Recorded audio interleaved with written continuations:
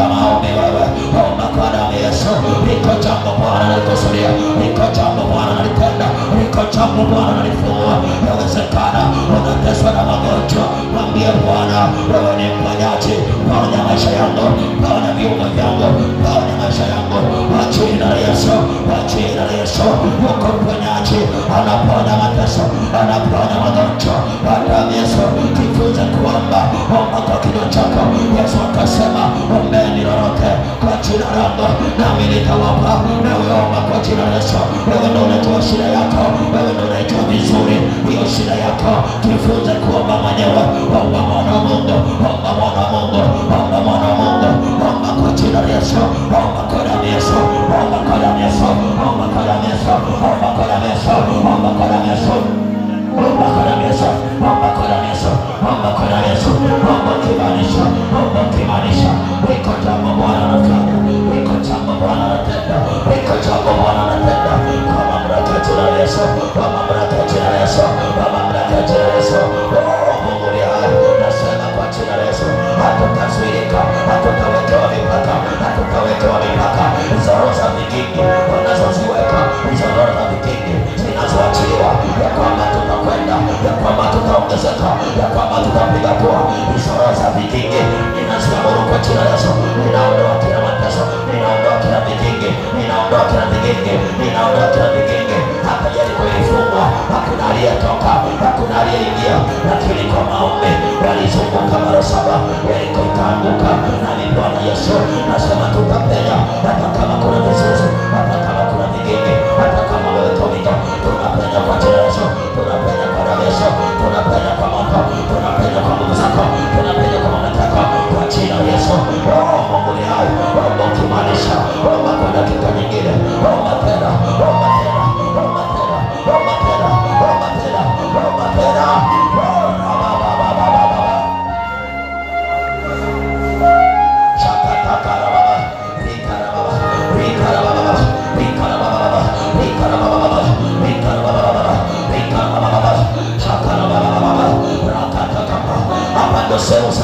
Hapa ndo sehemu sahihi ambao unaweza ukamweleza Bwana. Hapa tunamweleza Bwana, mwambie aliyekuumba, mwambie shida yako, anaweza. Mwambie Bwana anaweza, mwambie niko mbele zako Bwana, mwambie Yesu nitazame mwanao, ninaacha nawe, nitazame mwanao, nahitaji kukutana nawe, nitazame mwanao, nahitaji kukutana nguvu zako, nitazame mwanao.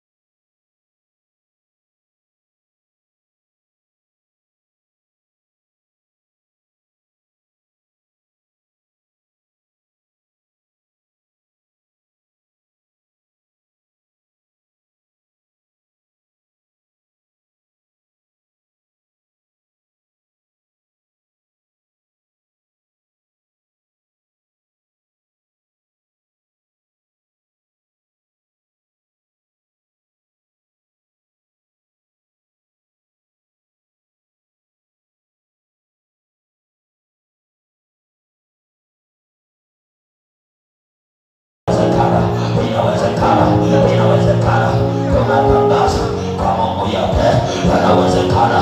Anasema tazama, mimi ni Mungu wote wenye mwili, tena jambo gani gumu nisiloliweza? Kila jambo Bwana analiweza, Bwana analiweza, Bwana analiweza, Yesu analiweza, analiweza. Inawezekana, inawezekana, inawezekana. Inua imani yako hata Ijumaa ya leo, inawezekana. Inua imani yako hata siku ya leo, inawezekana. Inua imani yako, nasema inawezekana. Huko Bwana kunawezekana. Inua imani yako, nasema inawezekana. Natangaza inawezekana. Hakuna kinachomshinda Bwana. Yesu yote inawezekana. Ukatufanya watu wako katika nchi, inawezekana. Bwana tukawa watu wakaokolewa. Yesu inawezekana, inawezekana, inawezekana, inawezekana, inawezekana. Kwa jina la Yesu inawezekana, inawezekana, inawezekana, inawezekana, inawezekana, inawezekana, inawezekana, inawezekana, inawezekana, inawezekana, inawezekana. Impossible, impossible, impossible, impossible, impossible, impossible, impossible, impossible. Yesu inawezekana. Baada ya Bwana kanda, baada ya Yesu, kwa jina la Yesu, kwa jina la Yesu.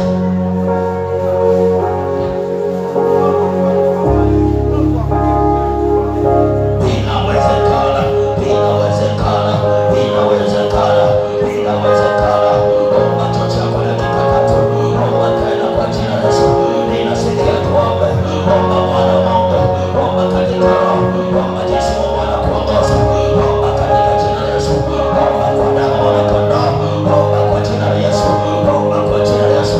Wanaokufuatilia wasikufuatilie. Wanaokutafuta wasikupate. Wanaokupangia mabaya wasikupate. Omba kwa jina la Yesu. Omba kwa damu ya Yesu. Omba kwa damu ya Yesu. Omba kwa damu ya Yesu. Omba kwa damu ya Yesu. Omba kwa damu ya Yesu. Omba kwa damu ya Yesu. Inawezekana, inawezekana, inawezekana. Oh my God. Rakata kapakata. Remakata yadana masaka. Rikatakata. Ramakata. Rakata kapakata. Rimakata. Rakata kapakata. Ramakata kapakata. Rikata kapakata. Rimakata. Rakata. Rakata. Rimakata. Rakata kapakata. Rimakata kashaka. Rikata kapakata. Rikata kapakata. Rikata kapakata.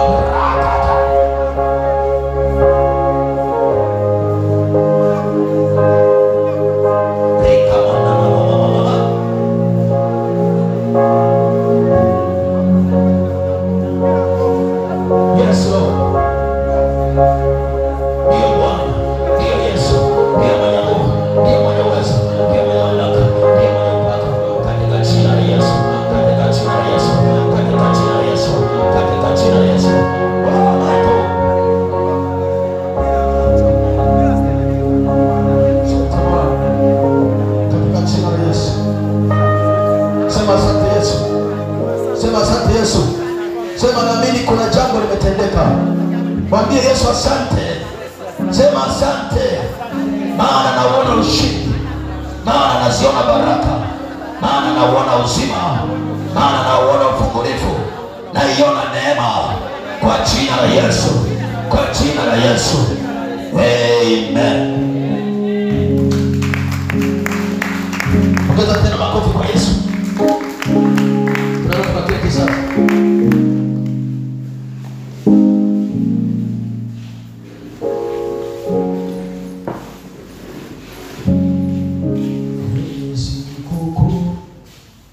Siku ile hapo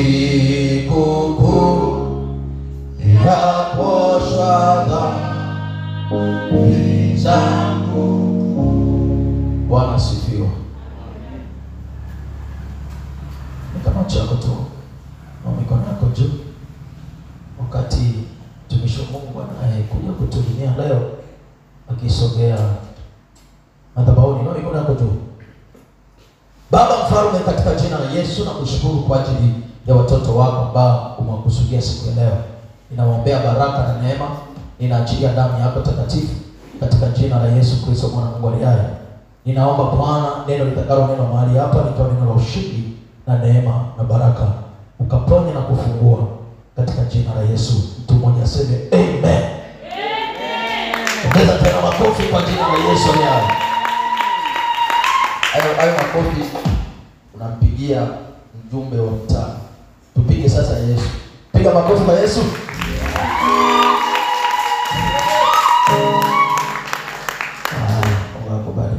Karibu sana.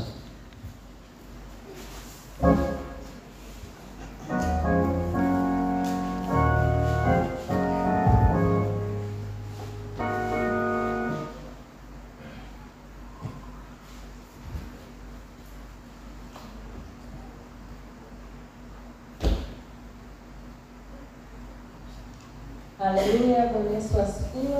Amina. Tunamshukuru Mungu atupa neema tena na kutuwezesha kufika katika hema lake. Baba, tunakuinua, tunakushukuru kwa ajili ya wakati huu tena. Sema nasi Bwana, tuko hemani mwako. Tunahitaji Bwana useme nasi. Tunahitaji Bwana tukusikie. Ee Roho Mtakatifu tufundishe kwa mamlaka ya jina la Yesu. Amen. Amina. Leo tutajifunza kwa habari ya kwa nini Mungu atubariki. Kwa nini Mungu awe na sababu ya kutubariki sisi. Twende moja kwa moja kwenye somo letu ama kwenye neno letu la utangulizi. Mwanzo 12 mstari wa 2. Pastor Gideoni Songo tusaidie hapo. Mstari wa 2. Amen. Nami nitakufanya wewe kuwa taifa kubwa na kukubaliki na kulikuza jina lako, nawe uwe baraka. Amen. Hapa Mungu anamwahidi Abraham kwa habari ya kumbariki. Anasema nitakubariki na kulikuza jina lako. Lakini ukisoma kwenye ile Waebrania 6 mstari wa 15, neno la Bwana linasema na kwa kuvumilia kwake akaipata ile ahadi. Maana yake ahadi tayari Mungu ameshaiachilia kwetu kama watoto wake. Tunachohitaji ni kufuata kile Mungu anachotaka, ama kutembea katika njia ya Mungu ili tukaipate ile baraka ambayo ametuahidi. Basi twende tukaangalie sababu zitakazotufanya tuweze kubarikiwa, ama Mungu anapotubariki anatamani aone nini kwenye hizo baraka ambazo anatuachilia ama anaziachilia kwetu. Kwa nini Mungu atubariki? Sababu ya kwanza kwa nini Mungu atubariki, anatubariki kwa sababu ya utumishi wetu. Kumtumikia Mungu ndio sababu ya kwanza inayofanya Mungu achilie baraka zake juu ya maisha yetu. Utumishi ndio ufunguo wa kwanza wa kumfanya Mungu akubariki, wa kumfanya Mungu aachilie baraka zake katika maisha yetu.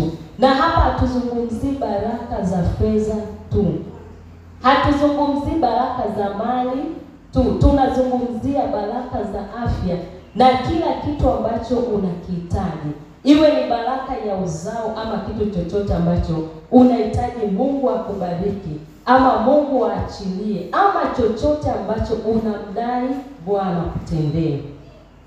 Kwa hiyo Mungu anasema kwa sababu ya utumishi wetu atatubariki. Kumtumikia Mungu ndio mlango wa kuweza Mungu kuachilia baraka zake ziweze kutufikia katika maisha yetu. Inawezekana umeomba sana, inawezekana umefunga sana, inawezekana umevunja sana madhabahu za giza, madhabahu za ukoo, lakini kama haujaingia agano la utumishi na Mungu, inawezekana Mungu akashindwa kukubariki. Sababu Mungu anachoangalia ni kile ambacho anakitoa. Je, yeye kinamrejeshea faida yoyote? Tukumbuke Mungu sio Mungu wa hasara. Yeye pia anapotoa anaangalia katika ufalme wake yeye anaingiza nini. Kama ni afya anakupatia, huo mwili wako utakapokuwa na afya tele, yeye atafaidika nini katika ufalme wake? Kwa hiyo pia tunapoomba baraka za Mungu, hakikisha katika kile unachokiomba kuwe na sehemu ya kwako, lakini pia kuwe na sehemu ya Mungu. Maana yeye pia anahitaji kuona ufalme wake ukienda, na anayehitaji kumtumia ni mimi na wewe. Kwa hiyo kama hatutasimama katika utumishi ama hataona faida yoyote ya yeye kutubariki, itakuwa ni ngumu ama tutatumia nguvu nyingi. Kwa hiyo unapoenda mbele za Mungu kuomba, hakikisha pia unaweka sababu za yeye kukubariki. Ni kwa nini achilie baraka zake kwako. Weka agano la Mungu kwa ajili ya kumtumikia.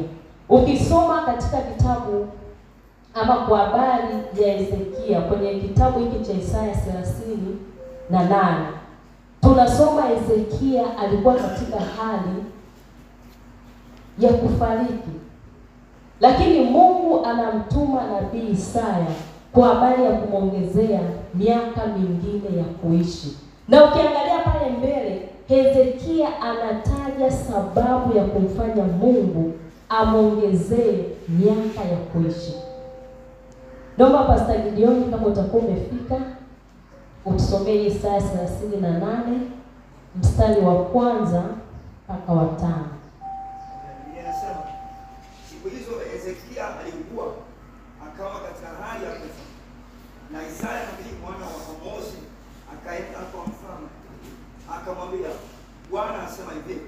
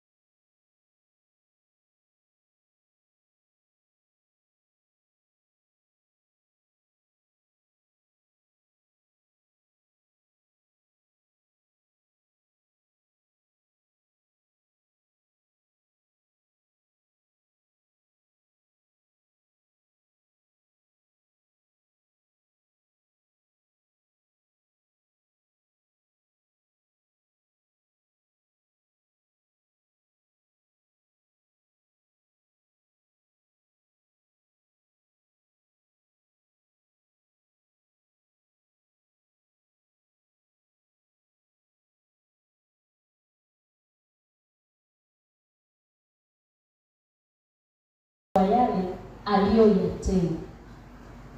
Wewe na mimi tuna kipi cha kumkumbusha Mungu? Ni kweli unapitia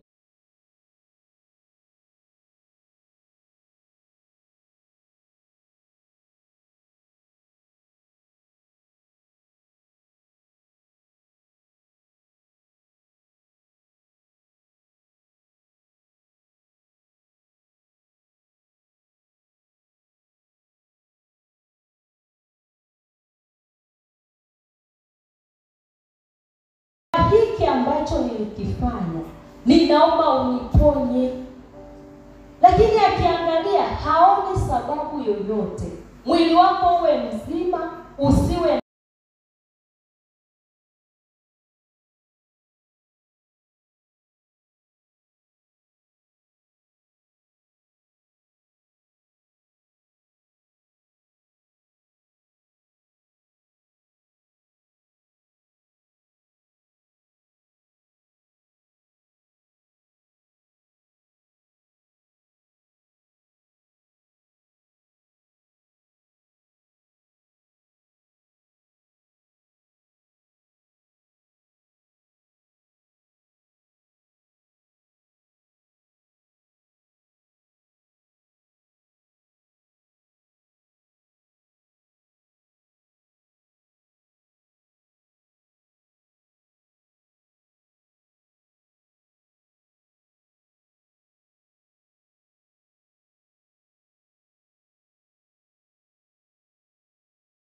na sababu kwa nini tunadai baraka za Mungu. Kwa hiyo jielekeze sana katika kumtumikia Bwana, ili siku ukiwa hauwezi uwe na sababu ya kumdai Mungu. Siku ukiwa huwezi, kuwe na watu ambao wanaweza wakasimama wakadai. Nimetolea mfano kwa habari ya usafi wa kanisa. Kuna kipindi kuna mtu alisafiri hapa, kila mtu alijua hayupo, sababu ni yeye ambaye kila itwapo leo alikuwa anafanya. Kwa hiyo yule hata akipata shida ana sababu ya kumdai Mungu. Hata mtumishi wake akiona mambo hayaendi sawa, ana sababu ya kuingia mbele za Mungu kama baba yake, kama mama yake, kama mtumishi wa Mungu, akadai kwamba Mungu, huyu mtu ulinipatia ana faida 1, 2, 3 katika ufalme wako, anakutumikia kwa hiki, anakutumikia kwa hiki. Mungu, ninadai uponyaji kwa ajili yake. Lakini kama inafika sababu hata baba yako, mama yako, mtumishi uliowekwa chini yako haoni, ama hujaacha alama yoyote. Kwa hiyo jioni ya leo neno la Bwana linatukumbusha tuache alama katika utumishi wa Mungu. Twende sababu ya pili. Sababu ya pili, ili tuwe baraka kwenye ufalme wa Mungu. Mungu anatubariki ili tuwe baraka kwenye ufalme wake. Mungu anapoachilia baraka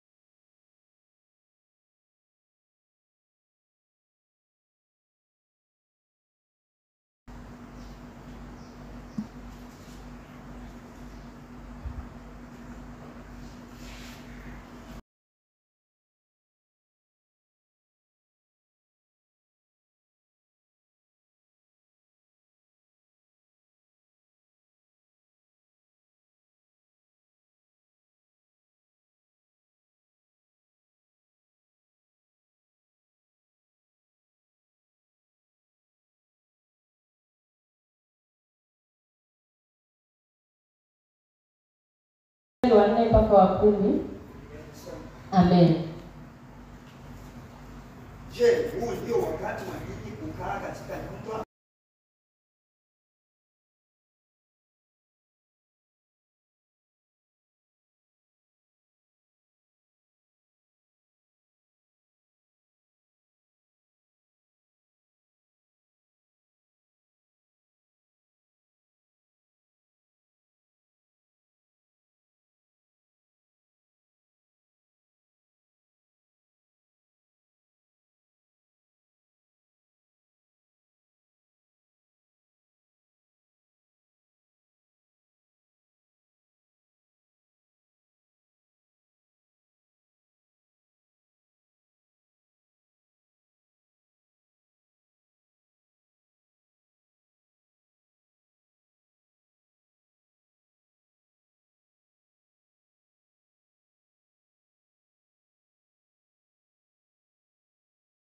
Mkaijenge nyumba, nami nitaifurahia, nami nitatukuzwa, asema Bwana. Mstari wa 9. Mlitazamia vingi, kumbe vikatokea vichache. Tena mlipovileta nyumbani nikavipeperusha, ni kwa sababu gani? Asema Bwana wa majeshi. Ni kwa sababu ya nyumba yangu inayokaa hali ya kuharibika, wakati ambapo ninyi mnakimbilia kila mtu nyumbani kwake. Mstari wa 10. Basi kwa ajili yenu mbingu zimezuiliwa zisitoe umande, nayo nchi imezuiliwa isitoe matunda yake. Amen. Nimeona tusome hiyo yote mistari ili tuelewe kabisa. Uone Mungu jinsi ambavyo hajisikii vizuri. Na anasema wazi, kwa sababu hii ya kutokutumika, ya kutokujali vitu vya kwako, ya kutokujali nyumba ya kwako, anasema tunaiacha nyumba yake katika hali ya kuharibika, ili hali sisi tunakimbilia kwenye nyumba zetu nzuri. Na anasema kwa sababu hii anazuilia baraka zingine. Tulitegemea kupata vingi, maana yake matarajio yetu katika kile tunachokifanya, tulitarajia tutavuna mavuno mengi, tulitarajia tutapata mapato mengi, tutapata faida nyingi. Kama ni mfugaji utapata mifugo mingi, lakini anasema kwa sababu tumeacha vya kwake, tumeacha nyumba yake katika hali ya kuharibika, hatutavipata hivyo vingi tunavyovitarajia. Maanake tutapata vichache, na hivyo vichache anavyovisema tutavipata, tukivileta na vyenyewe atavipeperusha. Maanake utafanya kazi, unatarajia kupata kingi, utapata kidogo. Lakini hata hicho kidogo ukisha kikamata, na chenyewe hakitakaa. Yaani na chenyewe hakitakuzalishia chochote, hautakifanyia chochote. Utaishia kupata, unakikamata kwenye mikono, kinaondoka. Unapata kinaondoka, sababu tumeacha vitu vya nyumba yake. Tumeacha mambo ya ufalme wake. Hatuangalii kuna uhitaji gani kwenye nyumba ya Bwana. Tunaiacha nyumba yake ikiharibika, lakini sisi tunakaa sehemu nzuri. Kwa hiyo Mungu anapoachilia baraka zake, anatamani hizo baraka pia zifanyike baraka kwenye kanisa. Kwa hiyo unapobarikiwa, angalia mapungufu yaliyopo ndani ya nyumba ya Bwana. Usiangalie tu kwako hakuna sofa, sijapiga marumaru, sijaweka nini, sijapiga rangi. Hapana. Angalia na nyumba ya Bwana iko katika hali gani. Vitu vilivyomo ndivyo inapaswa kuwa. Samani ya Mungu huyu anayetupa uzima, anayetupa afya, ndio anafaa kukaa katika nyumba ya aina hii. Unajua, ukitambua ukuu wa Mungu, ukajua vyote anavyotupatia, si kwa uwezo wetu, ila ni yeye anayeruhusu tuvipate. Afya tulionayo leo kufanya tunyanyuke twende kutafuta, ni yeye ambaye ameachilia tuwe na afya hii. Hautaacha mambo yake ukaangalia ya kwako tu. Na Mungu sio kwamba anataka kitu kikubwa sana kwetu. Sababu ukiangalia hata mfano wa fungu la 10, anakupa 10, anataka kimoja. Maana hata katika baraka anazotubariki anatoa vingi, lakini yeye anahitaji hata kile kidogo turejeshe katika ufalme wake. Jioni ya leo Mungu atusaidie tusitazame mambo ya kwetu tu, lakini pia tutazame kwa habari ya kazi ya Bwana. Tutizame nyumba ya Bwana ikoje, mahitaji yaliyopo katika nyumba ya Bwana. Lakini pia ukiangalia mfano kwa habari ya mwanamke Hana, tukiwa kwenye hii sababu ya pili, ili tuwe baraka kwenye ufalme wa Mungu. Ana alifunga, aliomba, lakini hakupokea majibu. Lakini alipoingia makubaliano na Mungu, akamwambia Mungu, ukinibariki mtoto, nitamtoa kwako maisha yake yote akutumikie wewe. Na Mungu alijibu. Kwa hiyo maana pale Mungu aliona kabisa sababu ya kufungua tumbo la Hana, kwamba nikimpatia mtoto na mimi nimejipatia mtumishi. Kwa hiyo hata tunapoomba kwa habari ya uzao, angalia pia unapopata huo uzao Mungu anafaidika nini? Ama Mungu ndio anatoa, anafungua tumbo, matokeo yake kile kinachozaliwa kinaenda kufanya kazi kwenye ufalme mwingine, kufanya kazi kwenye ufalme wa giza. Haya yapo, sio kwamba hayapo, yapo. Unalea, unakuza, mwisho wa siku mtoto anafanya kazi katika ufalme mwingine. Sio watu wakubwa wanatumika sehemu nyingine. Kwa hiyo ukiona maombi ya kufunga jaribu kuweka nadhiri kwa Bwana. Jaribu kuweka makubaliano na Mungu. Mungu, ukinibariki hiki, na mimi nitatoa 1, 2, 3 kama jinsi alivyofanya nani. Na kweli alipofunguliwa tumbo lake na Mungu akambariki mtoto, yule mtoto alimtoa kwa ajili ya utumishi nyumbani mwa Bwana. Twende Pastor Gionyo katusomea Samueli wa kwanza mstari wa kwanza. Samueli wa kwanza sura ya kwanza mstari wa 11.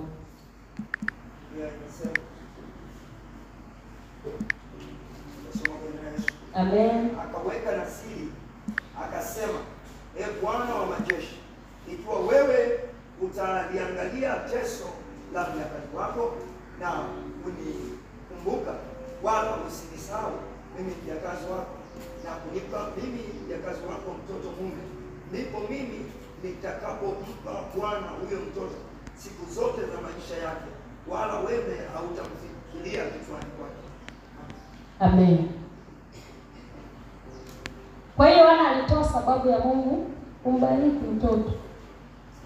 Waliingia makubaliano. Wewe utaitwa mama, nitaondoa aibu ya utasa, nitaondoa aibu unaoipata, nitaondoa yale masengenyo yote ambayo mke mwenzio anakufanyia. Aibu ya kutokuzaa itatoka. Lakini Hana naye anasema, ukiondoa aibu yangu ya kutokuzaa, nitakupa huyu mtoto, atatumika maisha yake yote. Na ulikuwa ni mlango wa Hana kufunguliwa kwa vitu vingine. Kwa hiyo pia kina mama ambao tunahangaika na uzao, tujaribu ile ombi. Mwambie Mungu, tumbo langu ukilifungua halitamzalia adui watoto. Watoto wangu watafanyika baraka katika ufalme wako. Amen. Twende sababu ya tatu. Kwa nini Mungu atubariki? Ili tuwe msaada katika jamii. Mungu anatubariki ili tuwe msaada katika jamii. Mungu anapokubariki anatamani ufanyike baraka kwa watu wengine. Mungu akikubariki usikumbatie tu viwe vya kwako peke yako. Fanyika baraka hata kwa watu wengine. Ndugu zako wako hapo wanapitia changamoto kibao. Wewe Mungu amekuinua, Mungu amekubariki. Fanyika baraka pia katika maisha yao. Usiache watu wanalala njaa wakati wewe unamwaga vyakula. Umewekwa kwenye jamii fulani, unaona kabisa hali zao sio nzuri. Na wewe Mungu amekuinua, Mungu amekubariki. Anatamani Mungu hiyo baraka na wewe ufanyike baraka kwa watu wengine. Ufanyike baraka kwa watu wanaokuzunguka. Kwa hiyo unapobarikiwa usikumbatie tu baraka peke yako. Saidia na watu wengine, wainue. Amen. Ukiangalia kwa habari ya mwanamke Dorcas, alifanyika baraka. Alifanyika baraka katika jamii ambayo alikuwa anaishi. Alikuwa mkarimu, akitenda mema na kuwasaidia maskini. Alijaa matendo mema na sadaka alizozitoa. Matendo ya Mitume 9 mstari wa 36 hadi 40. Matendo ya Mitume sura ya 9 mstari wa 36 hadi wa 40.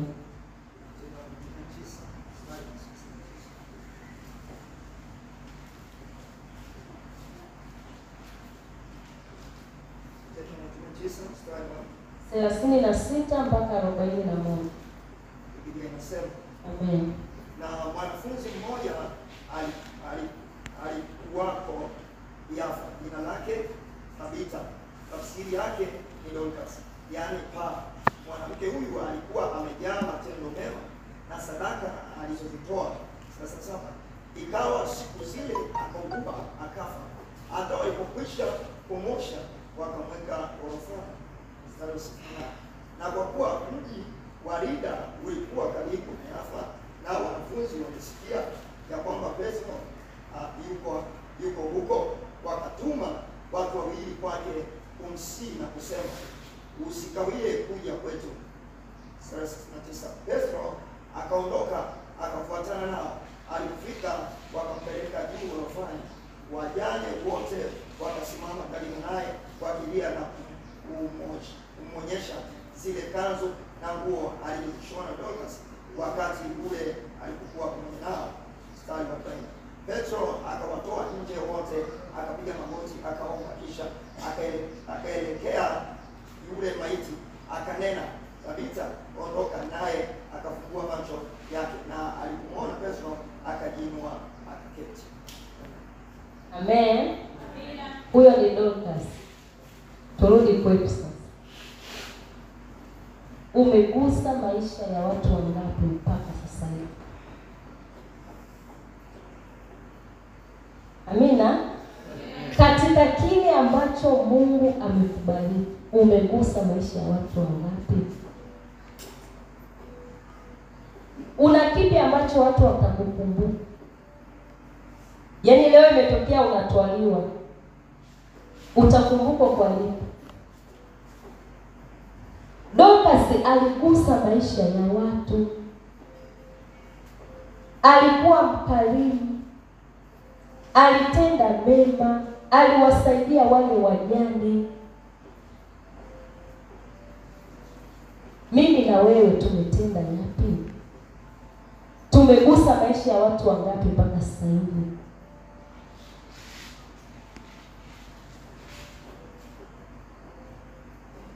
Jamani, tujiulize.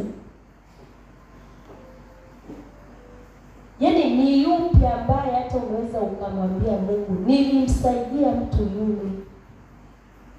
Mungu, kumbuka kupitia huyu niliyemsaidia, nikumbuke na mimi. Kupitia huyu mtu niliyemsaidia, na mimi niinue. Sio kwamba nimetoa, ninavyo vingi sana, isipokuwa mwenzangu amepungukiwa zaidi. Yaani hakuna ambaye ana fedha nyingi hazihitaji tena, hapana. Ila tunatofautiana tu. Huyu ana shilingi 2,000, huyu ana shilingi 10,000, huyu hana kabisa, huyu ana shilingi 1,000. Umegusa watu wangapi? Una kipi ambacho jamii inaweza ikakukumbuka, ikashuka magotini pa Bwana, ikalia kwa ajili yako? Ama ndio likikupata wanasema akome huyu naye alizidi.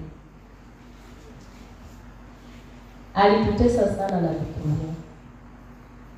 Bwana wa Mungu, Mungu akitubariki tufanyike baraka pia kwa jamii, tufanyike baraka pia kwa watu wengine. Amen. Lakini sababu ya mwisho kwa nini Mungu anatubariki, ili tutatue matatizo yetu binafsi. Mungu anapokubariki anahitaji hizo baraka zikusaidie na wewe. Kwa hiyo unavyobarikiwa, ishi basi kama mtu ambaye una Mungu. Ishi kama mtu ambaye amebarikiwa na Mungu. Sio unabarikiwa hata unaanza kutia huruma, unataka tena msaada kwa watu. Ishi kama mtu ambaye kabarikiwa na Mungu. Baba yetu anasema siku zote, yeye habari za kula vibaya Mungu amsamea wewe. Kwa hiyo na wewe kula kulingana na baraka uliopewa. Sio mtu unamiliki fedha nyingi, umekazana na mboga ambazo hazieleweki. Kula vizuri.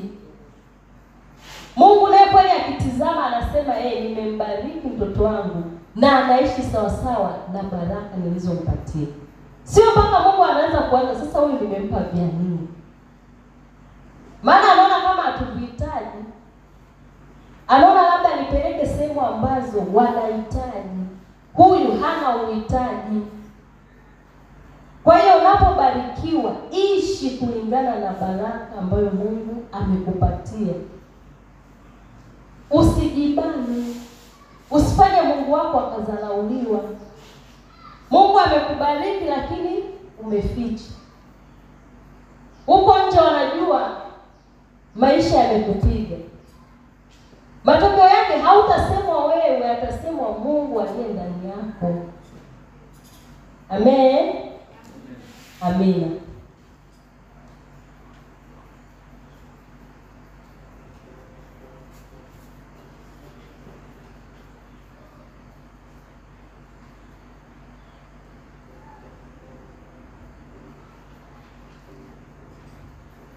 Sababu yetu ya 4 ndio ilikuwa sababu ya mwisho. Kwa hiyo Mungu atusaidie na atuwezeshe kuyaishi hayo. Na imani kila mtu amepokea na Mungu ametuhudumia sawa sawa na mapenzi yake. Jina la Bwana libarikiwe. Mungu awabariki sana. Amen. Karibu baba.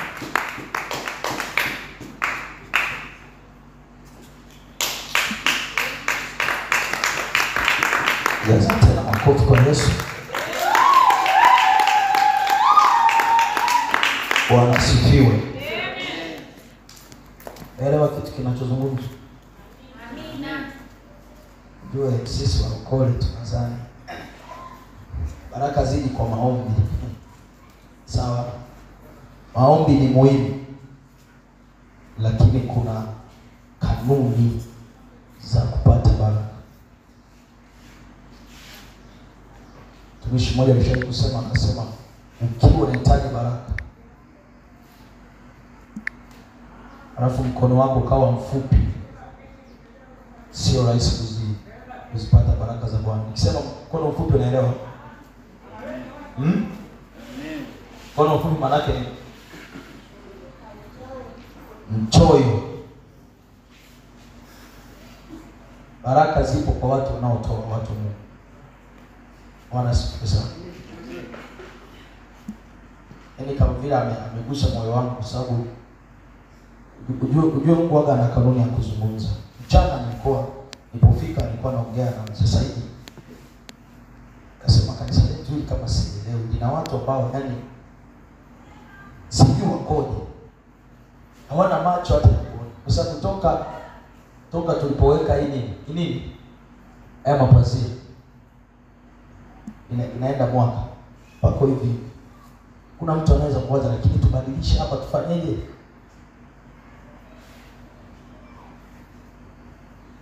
Na haya mapazia kuna mtu alitupa kutoka Dodoma. Nilitoka nayo Dodoma. Mtu mmoja aliniletea tu kwenye mfuko, nikaja nayo mingine. Ndo kaenda Kariakoo kufuatilia nini nileta mingine. Sasa nyumba ya Mungu lazima ipendeze. Bwana asifiwe. Amina. Bwana asifiwe. Amen. Hata uje nyumbani kwangu leo, mimi sina viti vya kukalia. Kwa taarifa yako. Kile unakaa chini. Eti sisi tunamfahamu. Mkeka tu. Ila maana yake mimi moyo wangu upo kwanza nyumbani mwa nani? Kwa Bwana. Vitu ambavyo vilifanyika hapa, hela zilikuwa zinapita mfukoni mwangu. Nilikuwa na uwezo wa kusema hapana, wacha nifanyeje? Kwanza niweke sofa nzuri. Sijawahi nunua kitu, nilitoka naanza huduma pale nyumbani. Vile vile tu. Nakalia mkeka chini, ila na kitu kimoja tu hicho nilikinunua cha plastiki, viko viwili, meza plastiki basi. Sina haraka. Sasa watu wa Mungu lazima tutafakari. Yaani miaka nenda miaka rudi hivi. Afikiri unamlilia Mungu nibariki. Mungu anakuangalia na kushangaa. Anakwambia endelea tu kukauka kona kunywa maji. Hautapata baraka. Kwa hiyo Mungu atusaidie sana. Lazima uwe na kitu cha kuonyesha kama Dorcas. Unajua Dorcas wakati wanalia wanawake walikuwa wanamuonyesha Petro, kanzu alizokuwa ameshona. Kuna maombi ambayo utaki kutumia nguvu, ila ni kumkumbusha Mungu. Unalielewa hilo? Bwana asifiwe sana. Kwa mfano umekuja kanisani hata kusema Mungu, kumbuka nilifanya hiki kitu, unamuonyesha kisirisiri. Hata kama ulitoa sadaka, sikipo Mungu anakiona, ya Mungu hivi tabaa mimi nileta, Mungu nikumbuke. Mbona umeacha watoto wangu? Mbona umeacha Mungu imekuwa hivi? Sasa leo tukisema mkumbushe, una kitu gani cha kukumbusha Mungu? Mwaka mzima labda unasali sema umeokoka. Mwaka mzima unasali madhabahu fulani. Hakuna kitu ulichowahi kufanya. Ni ajabu sana. Ni ajabu mno. Kwa hiyo mtu wa Mungu, ukiwa ni mtu wa Mungu unahitaji baraka, lazima ujue namna gani ya kumtolea Mungu. Na ninakataa, na Jumapili nitasema nakataa kusema watu hawana. Yaani hiyo ni mwiko kusema hawana. Kwa sababu ukisema wana hao nini ambao hauna. Sikitokea harusi mnachana. Kwa sababu unajua kuna msosi sisi. Ukweli huo. Si mnachangaga nyie? Ndio. Kadi shingapi? Siko 50. Alafu sio kama tu imechajua kadi na nguo ya kuvaa kama ni sare nyeupe naitafuta. Unakuta tu ndani miezi miwili ngapi? Imeshakamilisha. Anakwenda na nauli. Natoka hapo naenda huko mbingu. Sio vibaya, lakini je, Mungu umempa nafasi gani? Baraka za Mungu watu wa Mungu naambia zipo. Sasa watu wa Mungu zipo. Lakini ukiwa na mkono mfupi umeishi. Mimi ninachomshukuru Mungu katika hilo eneo nimeshapona kabisa. Mimi nimeshapona. Jumapili sadaka zinaweza kupatikana 70,000 au 60 na zaka kama 120. Nikaondoka nyumbani na 30,000. 90 imeshaenda mara fulani tisi, ila naenda na amani. Lakini angalia kitakachotokea. Kuja kufika Jumatatu, Jumanne nakuta nimepata zaidi ya hii na haijatoka hapa. Bwana sifa sana. Kwa sababu kanuni ya Mungu, ukipanda uwezi ukavuna ambapo hujapanda. Na ndio maana ukivuna ambapo hujapanda utakamatwa, utapelekwa polisi, utafungwa, umeiba. Kanuni ya Mungu hiyo. Lakini kanuni ya Mungu, uwezi ukapanda miwa, uwezi ukapanda uwezi ukapanda mti ukavuna mua. Itawezekana. Paulo anasema apandacho mtu ndicho atakacho. Bwana sifa sana. Na Mungu alivyo, nirudie tena, Mungu alivyo. Ukiona unashindwa kumgusa Mungu, kwa hivyo ulivyo, hata siku ukizidi hautamgusa Mungu. Biblia inasema ukiwa mwaminifu kwa kidogo, Mungu anakuthamini. Hello? Kwani yule mwanamke alitoa shida senti gani? 2 senti 2 ya mwisho. Tena ana kitu ila akaachilia senti 2. Uaminifu wa Mungu unaanzia kwa hicho kidogo ulicho nacho. Ndio maana kila siku tunafundisha kwa watu kama waelewe. Jamani, toeni zaka. Hata kama umepata 500 mletee Mungu, usile zaka. Mungu ndivyo anapokupima. Mungu akitaka kubariki mtu amwanzishie viwango vikubwa, anamwanzishia kidogo. Halo? Kidogo anakuanza anakupa 10,000. Anaona je, 1,000 unatoa? Anakuongeza 10,000 nyingine. Anakuongeza 10,000 nyingine. Unakuta na 50,000. Lakini kama anaweza kukupa 10,000 ukashindwa kutoa zake 1,000. Usije huyo mtu sio kategemea siku akibarikiwa milioni 10 atoe zaka milioni 1. Haipo. Itamuuma kwa sababu moyo wake umesharibika, haujajengwa katika uaminifu. Bwana sifiwe. Halo. Hivi naelewa tu. Amen. Ndio maana sikitiko naita aya zaka. Nakuta wanaotoka sana. Sio nauliza hao wengine wiki nzima hawajala. Sasa mimi ninapojua Dar es Salaam tuna mashamba. Nani una shamba Dar es Salaam? Sio kama kijijini. Mimi nimechunga kijijini kwao na Justin. Sadaka Jumatano 1,000, 2,000. Lakini kula watofauti na Chanika. Chanika hivyo. Ila wale Jumapili sadaka 5,000. Lakini ukitaka vyakula utajitoa. Kwa sababu ni wakulima. Bwana sifiwe. Yaani wao hawana wanachozalisha, yaani hawauzi chochote. Ni kulima tu. Kumbuka nilikuwa na mama mmoja tu alikuwa na saruni, alikuwa anaitwa Mama Nisi. Alikuwa na saruni. Yaani huyo ndiye aliyekuwa ni tajiri sasa kanisani. Hata mkitaka mchango 50,000 ana uwezo wa kutoa 20 au 30. Au wakati mwingine akasema anamaliza sababu alikuwa na moyo wa utoaji. Sasa sisi sote hapa tunahangaika. Halo. Tuna shamba, tunakula. Tunanunua vitu. Hilo utaita zaka, utakuta watu 10 kati ya kanisa na watu 200. Alafu hapa utasema niombe. Ndugu yako hakunaga kanuni ya namna hiyo, utahangaika sana. Timiza kanuni ya Mungu. Na tunapookoka, nisikilize, ukishasema umeokoka, toka kwenye ngazi ya kuombewa, ingia kwenye ngazi ya kulijua neno. Sawa watu wa Mungu? Aliyeokoka analitafuta neno.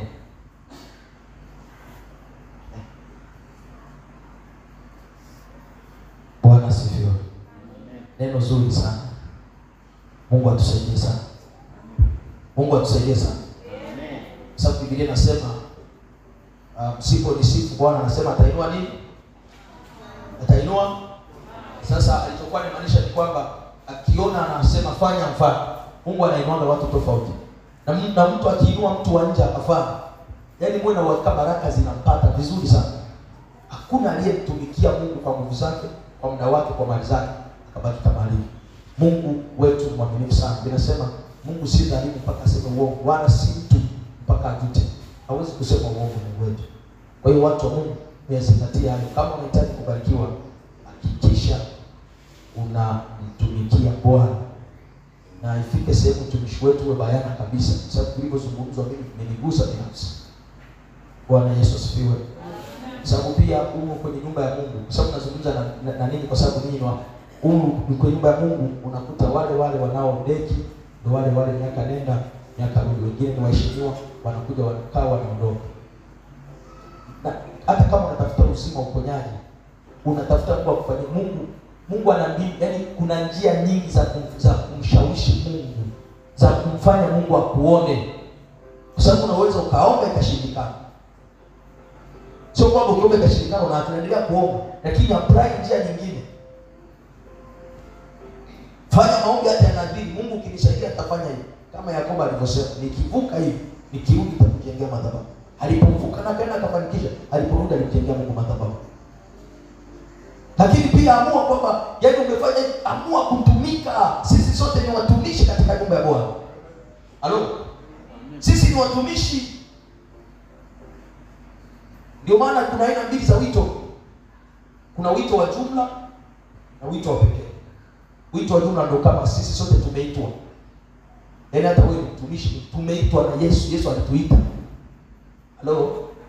Na tena Biblia inasema ametuita kwa majina. Isaya anasema tumeitwa kwa majina na anatutambua kwa majina.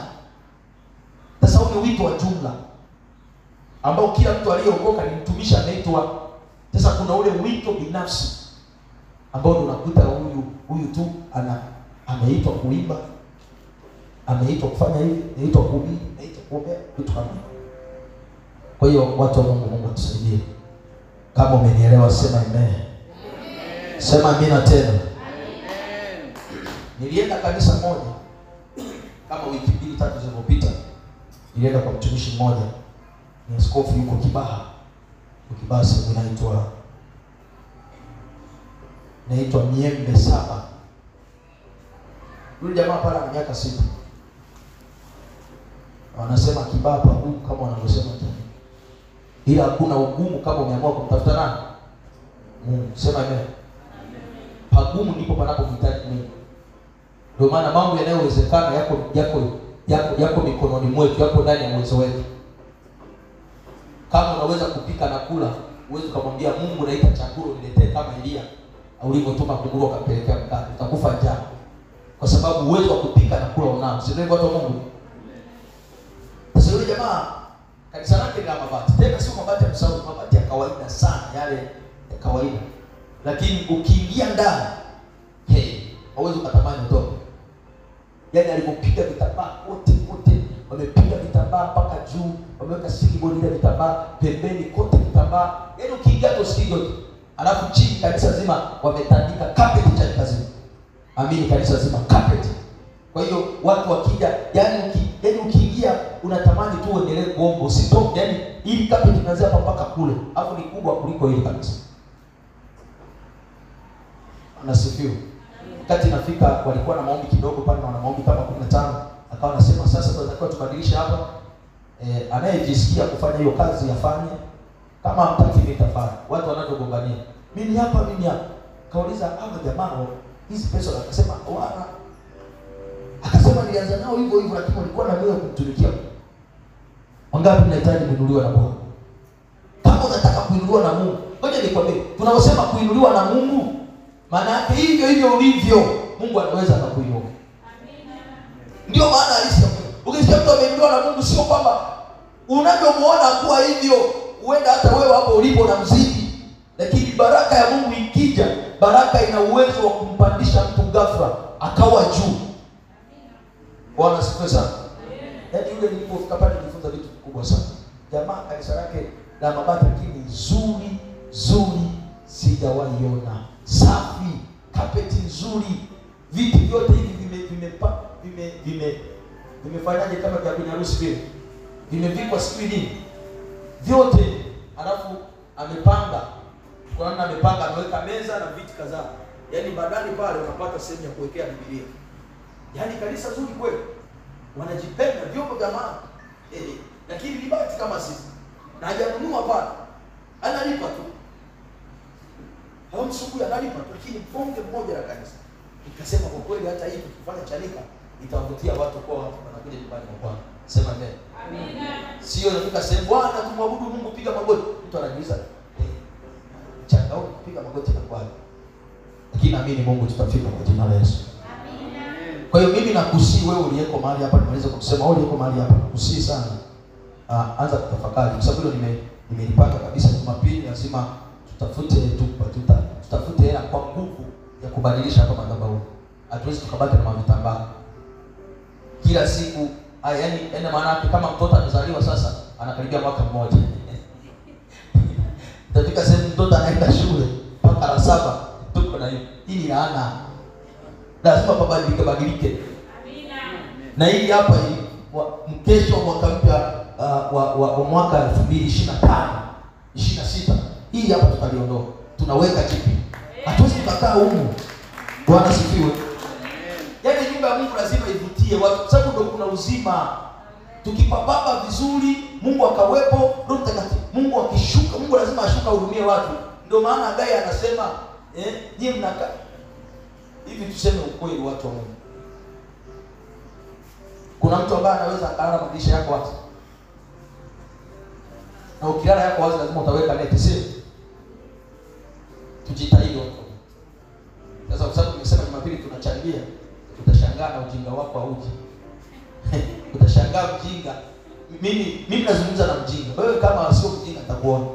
Ile utashangaa na utoto wako na ujinga, utashangaa tu Jumapili. Mbona sikukuona? Nilipata dharura. Unakwepa. Lazima kila mtu atachangia. Usipokuja tutatuma mjumbe mpaka nyumbani kwako. Halo? Bwana sifiwe. Tutapambadilisha nini walau tunalii, yani tupapambe hizi nguzo zote hizi zisionekane, tuzipambe vizuri. Hello?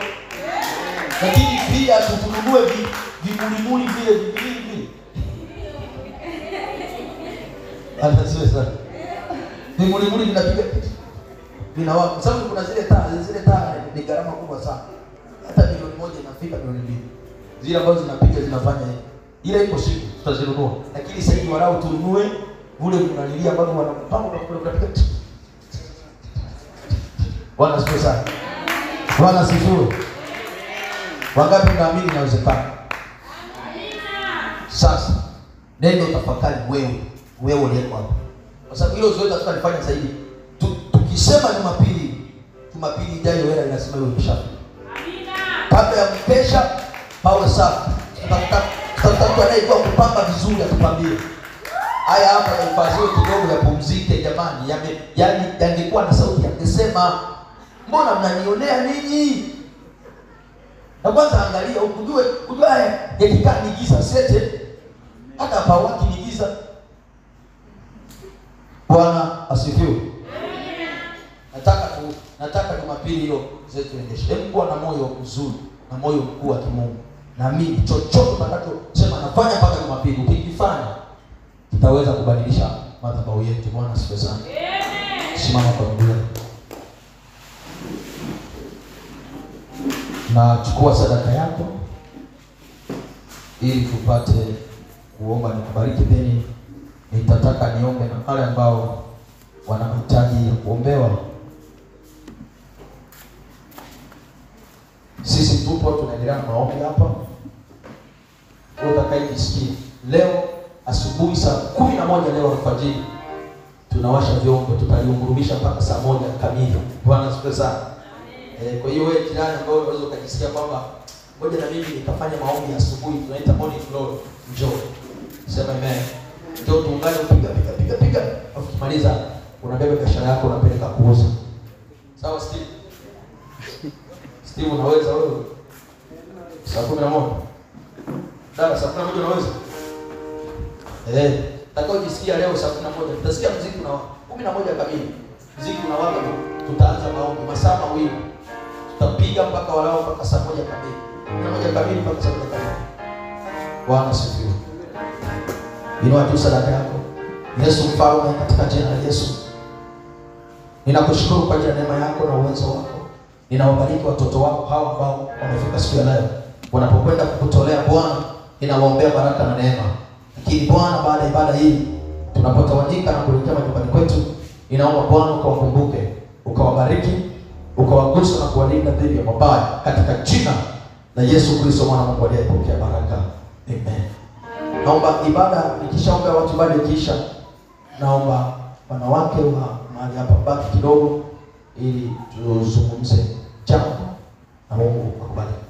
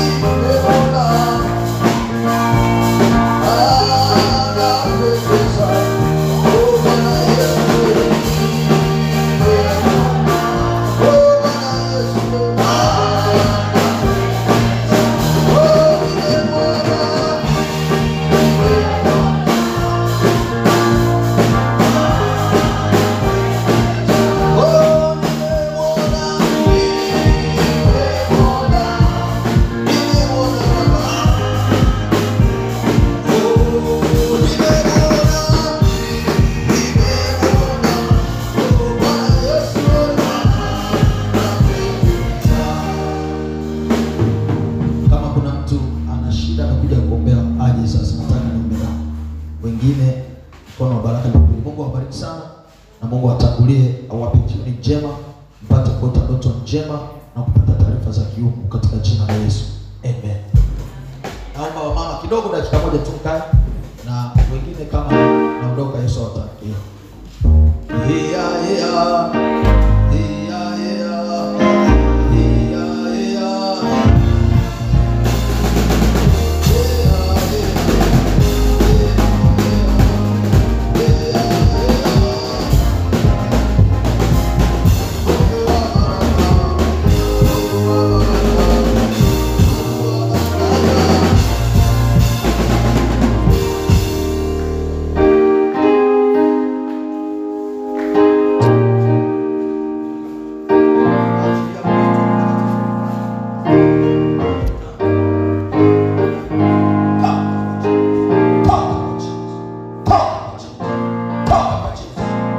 Wewe pepo uliye kwenye tumbo, wewe pepo unayetembea kwenye tumbo, na kuamuru kwa jina la Yesu, na kuamuru kwa jina la Yesu, out, out, toka kwa jina la Yesu, toka kwa jina la Yesu, toka kwa jina la Yesu, toka hapa, toka haya kwa jina la Yesu, haya kwa jina la Yesu, toka, toka chilia, na kuchomoa kwenye tumbo, na kuchomoa kwenye tumbo, na kuchomoa kwenye tumbo. Achilia hilo tumbo, achilia tumbo, achilia tumbo, achilia tumbo, achilia tumbo, achilia tumbo. Nenda, haya nenda, kimbia, kimbia haraka, kimbia haraka, kimbia haraka, rudi ulikotoka. Fire out, toka, toka kwenye tumbo kwa jina la Yesu. Bwana siku